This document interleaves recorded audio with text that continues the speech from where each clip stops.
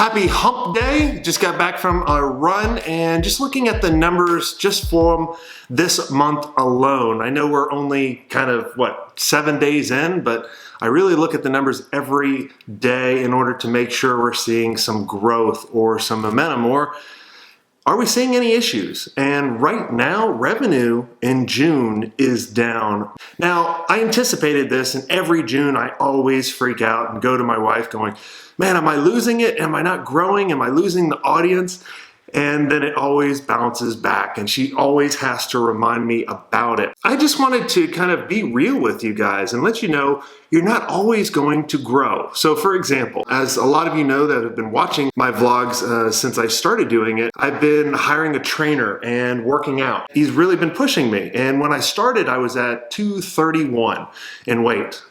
I'm a heavyweight, right? I'm the Clydesdale division in all the triathlons and Ironmans that I did. And I've been around that weight for a long time. And when we started working out, I dropped some weight, but then went back up. And I was really discouraged. Business is just like it, where you may look at a number that goes down or up, and you're looking at the wrong KPIs. So when the weight actually dropped down a bunch and then went back up, I was looking at the wrong metrics. Yes, my weight went up, but I was gaining muscle mass. And it's the same thing when you look at your business. Yes, your revenue may drop that 1 month, but you remember, we're in it for the long haul, and you may be building a huge audience. You may be building more awareness where they're going to pull the trigger later on. So I just want to let you guys know and give you some encouragement that don't get discouraged when you start seeing numbers going down. Look at all the KPIs and really understand it and figure out what you need to do. Look, everybody measures themselves on the top line revenue, but at the end of the day, it's about profit, and it's about setting yourself up for success in the future, not just today, even though you need to measure it on a micro level in order to be successful in the long run. Always look at your growth opportunities. Always make sure that you're doing what you can. You're not going to be, perfect all of the time. When you look at all of these people on the internet and they were like, oh, check out my fancy cars and we had a record month and blew it out of the water. It's not always that. I think that's all they're just portraying. And on this vlog, I want to portray the truth. I mean, this is reality, is your revenue is not always going to grow. Now, we're only 7 days in, and I'm going to work my butt off in order to really kick butt this month and prove June wrong and have the best June out of 3 years that we've ever had, and really figure out what we need to do. So let's get into some Q&A. So Al asked, when you make your videos, how do you prep? Just an outline, talking points, and improv? Or do you have an outline on screen while you talk? I started with a detailed script, but you can see my eyes reading it. Yeah, so Al, great question.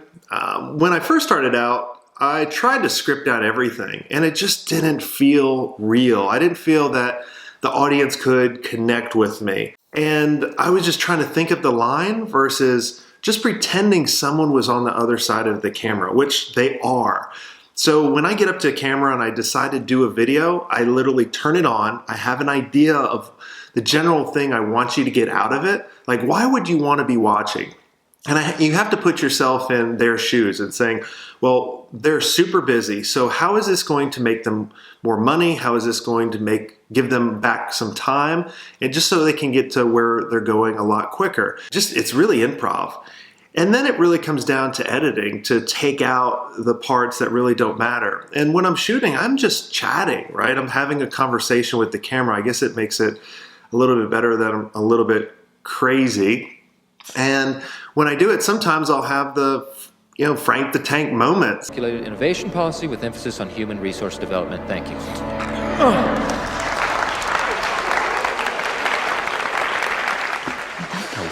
What happened? I blacked out. If you're reading from a teleprompter, I've tried that before, but you can tell someone's reading from a teleprompter and you're not trusting them because you're just like, all right, well, you're a good reader. I know your agency and you're a video agency and you do these amazing works, but sometimes if it's too buttoned up, people are not going to trust it. Like, for example, one of my friends is a really well-known info space marketer. in the very beginning, he was this surfer dude and had these kind of funny, cool little videos, and they were just unpolished. And then he started transforming into, suits and ties and, this professional video equipment and all that kind of stuff. And I think he's seen a little bit of change, and they're going back to a little bit of the grassroots, because the rawness and the improvness, I think, is so much better, and it will connect to everybody. So, and you just got to be yourself. If you guys do videos, I would love to know, do you guys have a detailed script? Do you do it like what I do? What do you think works better? And let's have a conversation so everybody can learn, because what works for me may not work for someone else. When I found that my team kept coming to me as the toll booth, right? I like that analogy. Good job on that. I like that. Are you the toll booth of your agency? But hell yeah, you're gonna see that. It's on the vlog right now, buddy. But when they would come to you as the toll booth, what it meant to me is I did not communicate the vision and the direction of where we're going. And so the team didn't feel empowered, or didn't feel that they have the creative freedom in order to go execute. And so a lot of the times, if they did make the decisions, it's what's best for themselves versus what's best for the agency for where it's going. I mean, your job as the CEO is to set the vision, but also communicate it often. I mean, literally, like when looking back at when I felt like I was an okay CEO, like, because you look back and you're like, oh my God, how did I do that? You're like, geez. And so, like, looking back, I was always constantly looking and making sure that we were building something toward the vision that we set. And then I was communicating that. And then as I've been interviewing people over the past 3 years, like some really big people in big agencies or, in big other organizations, all the common theme of a CEO is always communicating that vision. Like, that's one of the most important things. And then the next part is coaching and mentoring your leadership team, like making them better so they can become better leaders and so on. And then that's where you have true scale. So if you like this episode, make sure you comment below. I mean, the comments are my fuel of why I do this. I love to see the comments and have a communication between you. And if you have other questions, make sure you ask them below. And if you know of anybody else that this vlog can help out, please share it.